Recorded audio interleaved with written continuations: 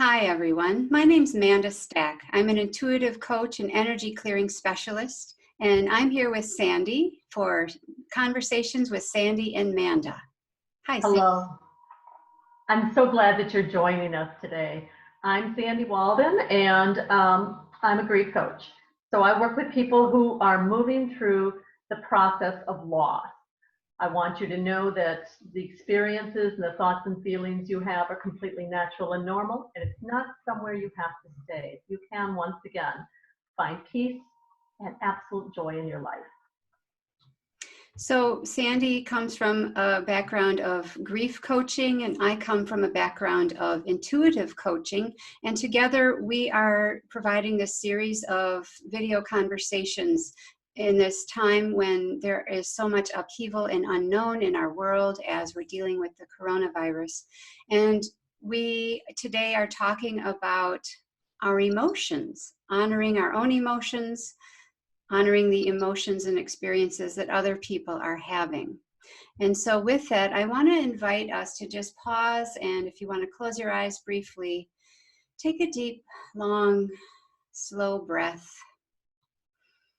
And just notice as you're breathing, notice if you feel any tightness or tension anywhere in your body. Notice if there is some emotion somewhere, maybe a pit in the stomach or some tightness in your chest. Our bodies often reflect physically what's going on emotionally. And so just take a baseline reading. See what might be going on for you in this moment as you're breathing. And take one more long, slow, deep breath. And honor whatever it is. You don't have to change it, just notice it. And when you're ready, you can open your eyes again.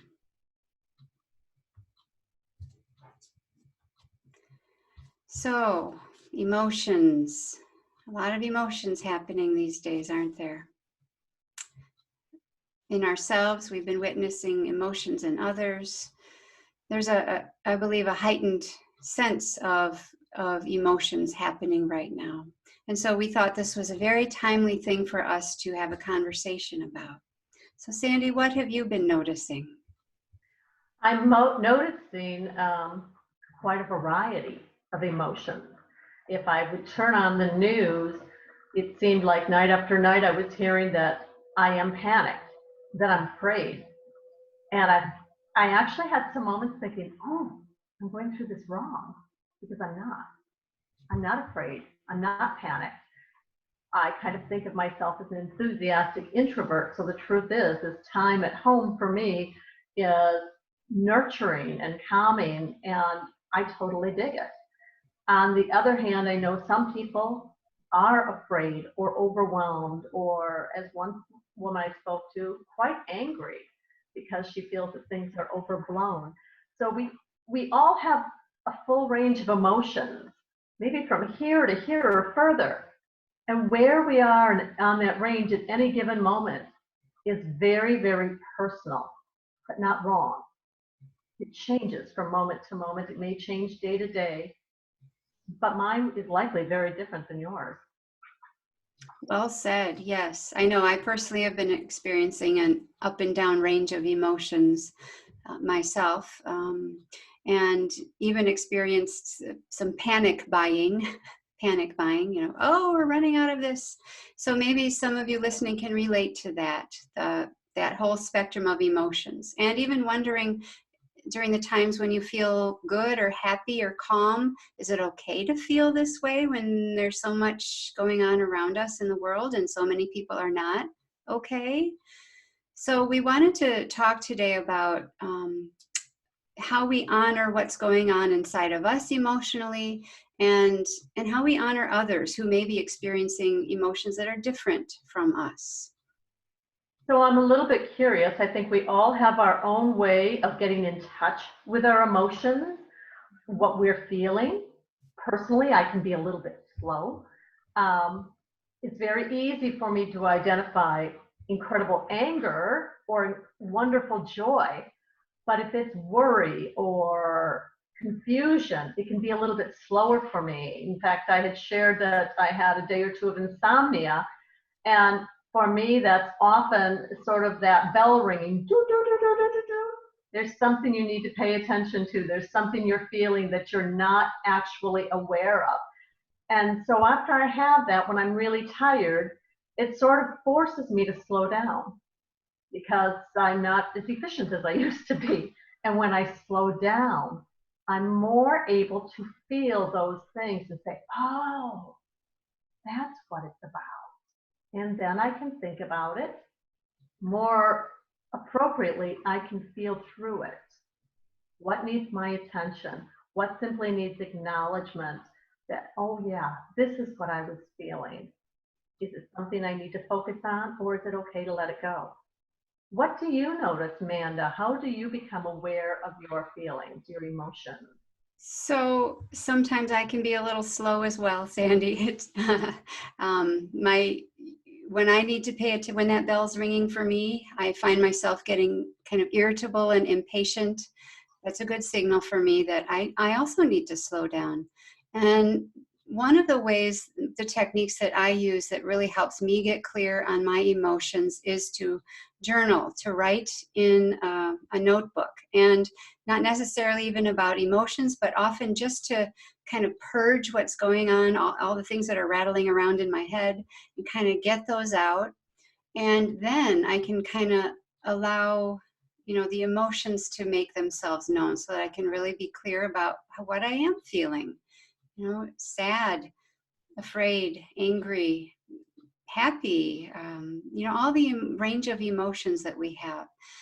And I also think that we're in this great pause right now in response to the coronavirus. So many of us are sheltering at home. Our routines are slower than they have been. And I think for many people, we're so used to being busy and in our routines that we didn't really stop to listen to our emotions. And now so many of us are stuck in our homes with families that may be kind of amping up the emotional soup that's happening.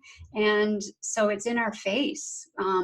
We're being invited. Let's look at it as an opportunity to really see what's going on and honor what's going on inside of us emotionally.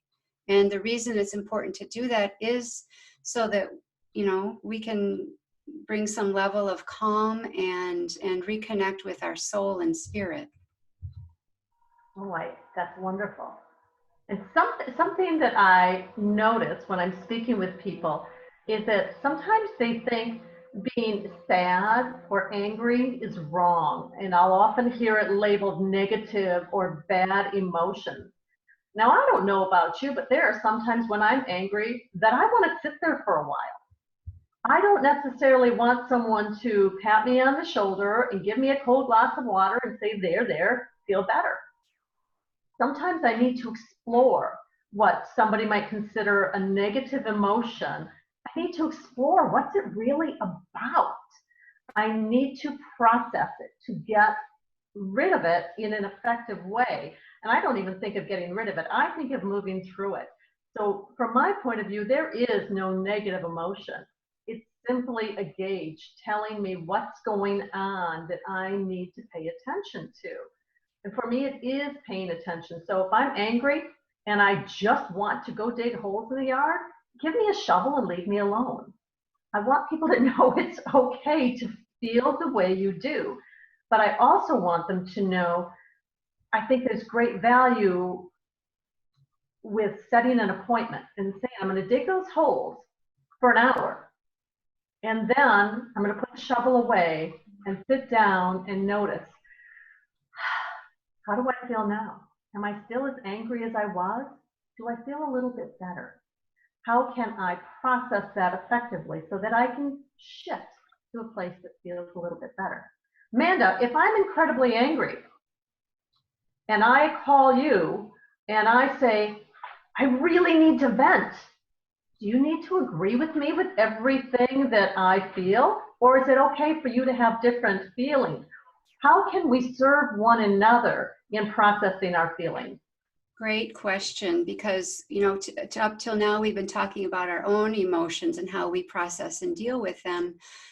How do we process and deal with, a friend who calls and wants to vent, and, we're kind of going about our day feeling pretty happy, and now our friend is calling and very upset or angry or afraid. What's our responsibility? That's an excellent question, and I think a tool that something that we can think through ahead of time so that we can be ready for when that does happen. How can we match or be present for someone who is in a different emotion? So it doesn't mean if you call me up, Sandy, and we won't call it negative emotion, but in very upset about something, needing to talk. My response is not that I'm going to go right there with you and yeah, that's really awful, so that I take on your emotions, because they're not my emotions, right? So that's part of the reason it's good for us to have a good baseline of our own emotions, because we're navigating a lot of other people's emotions around us. So well said, Sandy. I think there's great value to having a witness. Whether I'm feeling profoundly sad, incredibly angry, or the most amazing joy, there's something about being able to share it safely with someone. Having a witness in many ways reminds us that it's okay to feel the way we do, good, bad, or indifferent. It validates that we can be heard safely. And if I were to share with someone how I'm feeling and they just no, well, then I feel wrong. But if they simply listen to me, perhaps they're nodding their head, as you do so very well, Manda, it acknowledges that those feelings are real, that they deserve attention. And that helps us to process them a little bit easier. Not a pushback, it's not making us wrong.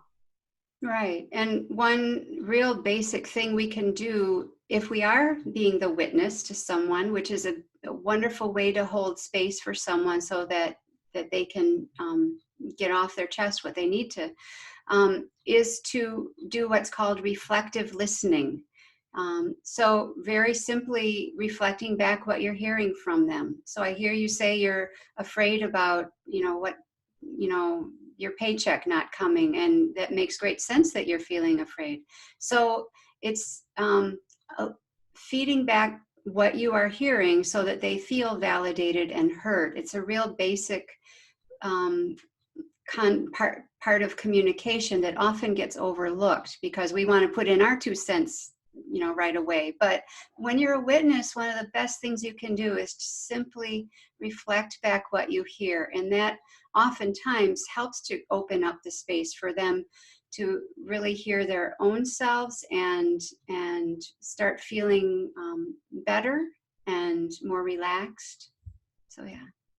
And it's a beautiful gift to share with somebody, isn't it? You'll notice when you do that reflective conversation that their conversation tends to shift too. And it's a great thing. I really encourage people to do this if there are children in their world in any way, because it reminds them that they've been heard. And it also gives all of us, but especially kids, it gives them the opportunity to clarify. Manda, you thought I said this, but what I meant was that. Mm-hmm. So that we can take it further and really understand one another. And then there's a choice. Do I want to feed that emotion? If you're feeling good, you better believe I do. But if you're feeling pain, I simply want to witness it, acknowledge it so that you can process it in the way that's right for you. Yeah. We can be this for one another. And if you're watching this video, I'm sure you're someone who is that for other people. And that's one of the reasons we wanted to have this conversation and share this video, is to, first of all, just affirm that, yes, this is a really tough time for a lot of people, and to offer you some reassurance and some tools that you can use so that you can be your best self, even in really strange, difficult times, so that you can feel whatever you need to feel at whatever time, and know that it's okay.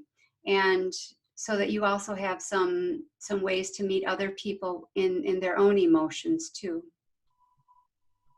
Exactly. So we really are hoping that you'll, after you listen to this conversation, that you have some conversations. We'd love for you to share with us. What do you think? What are you feeling? What are you experiencing? How do you notice? How do you become aware of your feelings and your emotions? And what do you do with them to effectively process them? So we hope you have those conversations. Share with us in the comments below. Share with people that you interact with. Share this video. Let's keep this conversation going because we think it's really, really important. And Sandy and I want you to know that we're here for you. Reach out to either of us if you'd like some support or have further conversation with either of us. My website is mydivineintuition.com. And you can find me at sandywalden.com. I'm so glad you've been with us today. Thank you, everybody. We'll see you in the next video.